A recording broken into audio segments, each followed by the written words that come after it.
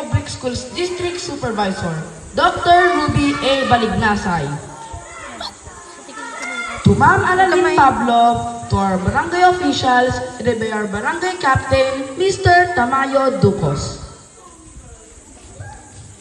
Wonderful teachers, loving parents, classmates, and all our guests, good morning. Today, as we stand here in our graduation day, we're not just celebrating finishing elementary school. We're here to celebrate all the amazing people who helped us get here. To our teachers, Ma'am Len, Sir Renz, Ma'am Ferlin, and Ma'am Ferial, thank you for making learning fun. You've shared some. You taught us how to read, write, and count, and even how to be kind to one another. Thank you for teaching us with patience, kindness, and love.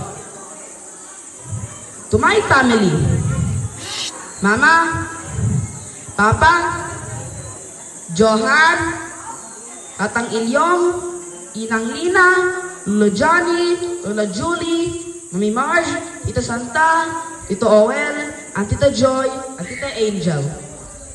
Thank you for your love and support. Thank you for guiding me on the path that I should take. You are my inspiration in everything, and without you, I am not here. I promise that this is just the first step, and I will make you proud forever. To my classmates, thank you for making school life happy and fun. We've shared so many laughs, played together at recess, and helped each other when we needed it. Those friendships that we built will grow more as we go on to our new journey. And to our Lord Jesus Christ, thank you for protecting us from any danger. For the wisdom and knowledge, to be you all the glory. Congratulations to the graduating class of 2026.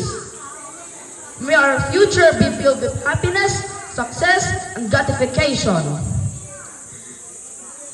Thank you and good luck to all of us.